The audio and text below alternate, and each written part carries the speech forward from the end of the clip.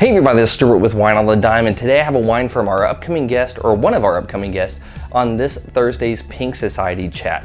It's hashtag Pink Society on Twitter at 8 p.m. Central. Make sure you join us to learn about these wineries. So today I'm going to be reviewing the 45 Bubbly from 45 North Vineyard and Winery. It's from the Leelanau Peninsula of Michigan.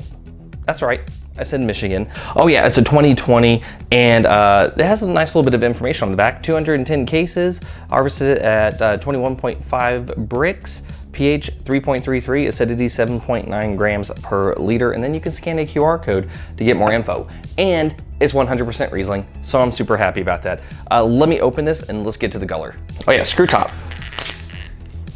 +1. Anyway, so before I get into the color, it does say it's a bubbly. It's not sparkling as in like a traditional method wine or a Prosecco.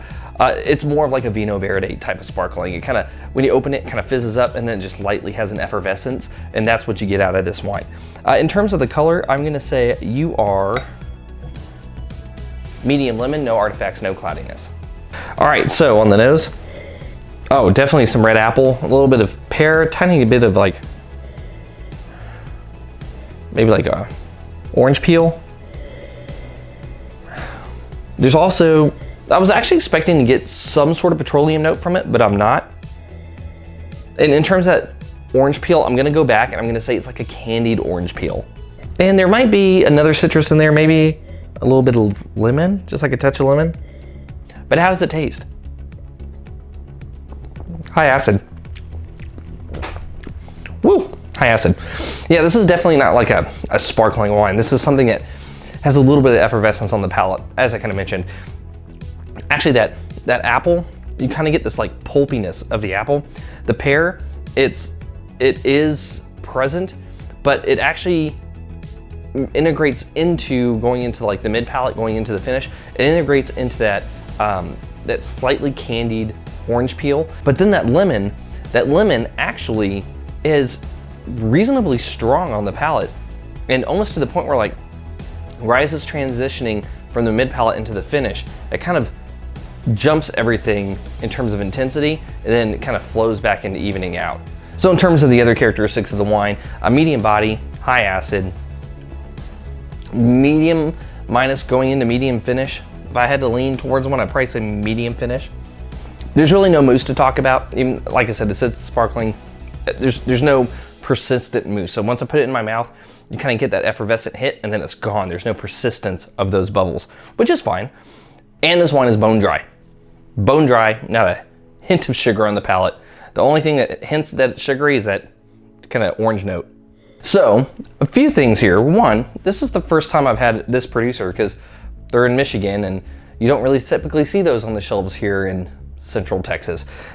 Two, this is the first time I've had Riesling from this area, and I quite enjoy it. It's quite nice. It kind of reminds me of the Finger Lakes a little bit. The Finger Lakes do have a little bit of a different characteristic, and maybe if I ever do one of those live streams where I like get Rieslings from all over the place, then maybe I can look into saying like, even different regions of the US, like Washington, Michigan, Finger Lakes, they all have kind of different presentations of Riesling also. Anyway, so with all that being said, let's go ahead and get to the Blick. So from a balance standpoint, full point, no complaints. Length, I am gonna lean towards medium, so half a point. For intensity, medium on the nose. So I did mention that acid is pronounced, but the fruit is a little bit underwhelming on it, and you kind of have to wait for that first acidic hit to like accommodate your palate before everything kind of lines up. So because you didn't kind of like get this like fruit intensity that was carried by the acid, they kind of played off each other a little bit in the first few sips. I'm still gonna give you half a point. And in terms of complexity, I'm getting a lot of primary fruit. I'm not getting really any secondary elements, and I'm not getting any tertiary, which I really would not hope I would be getting in a 2020. So I'm gonna go ahead and give you half a point. In the end, I'm gonna go ahead and rate you good. I like this wine. It's interesting because, like I said, I haven't had a Riesling from Michigan before.